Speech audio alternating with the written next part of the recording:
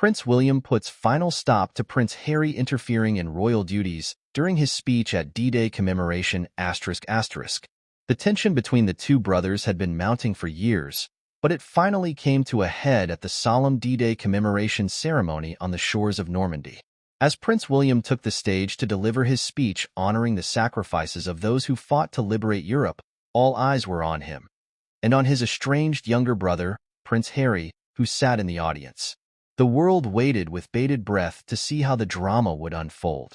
Would Prince Harry, known for his outspoken nature and his contentious relationship with the royal family, attempt to upstage his brother's moment in the spotlight? Or would he have the decency to sit quietly and allow the dignified proceedings to continue without incident? As Prince William began to speak, there was an unmistakable air of gravity and solemnity in his voice. He paid tribute to the courageous men who stormed the beaches on June 6, 1944, fighting and dying to secure a hard-won victory against the Nazi regime. His words were measured and powerful, capturing the weight of the historic moment. But then, something unexpected happened. Midway through his speech, Prince William paused and turned to face the audience, his gaze settling directly on his younger brother. The air seemed to crackle with tension as the two men locked eyes, an entire lifetime of sibling rivalry and family drama playing out in that single moment. "And I must also take a moment," Prince William said, his voice steady but with an undercurrent of steel, "to address a certain member of my family who has, on multiple occasions, sought to interfere with and undermine the important work of the royal family." A collective gasp went through the crowd as it dawned on them that William was referring to none other than Prince Harry. The younger prince visibly stiffened in his seat, his face a mask of barely concealed fury.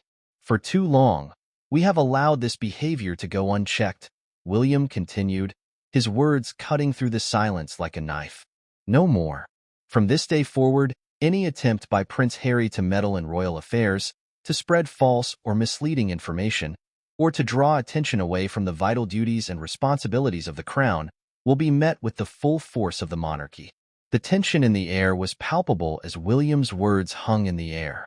Prince Harry, his face flushed with what appeared to be a mix of shame and rage, remained motionless, his eyes fixed on his elder brother. "The royal family exists to serve the people of this nation," William declared, his voice rising with conviction. "We are bound by duty, by honor, and by a sacred trust that has been passed down through generations. And I will not allow that trust to be undermined by the selfish actions of anyone, no matter how closely they may be related to me." With that, William turned back to the audience, resuming his speech with a renewed sense of purpose.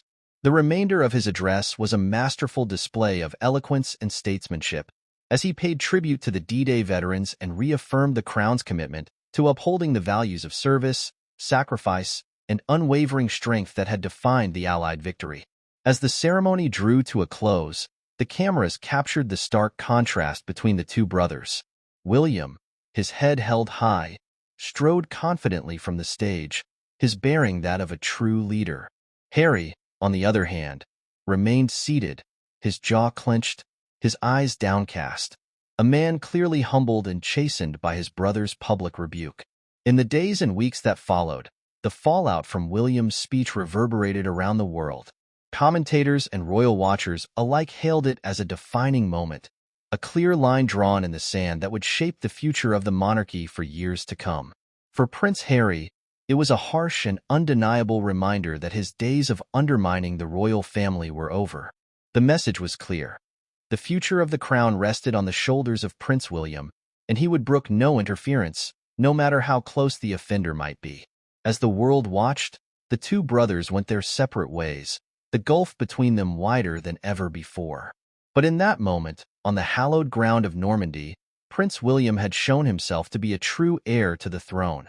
A man of unwavering principle, unafraid to stand up for the institution he was destined to lead.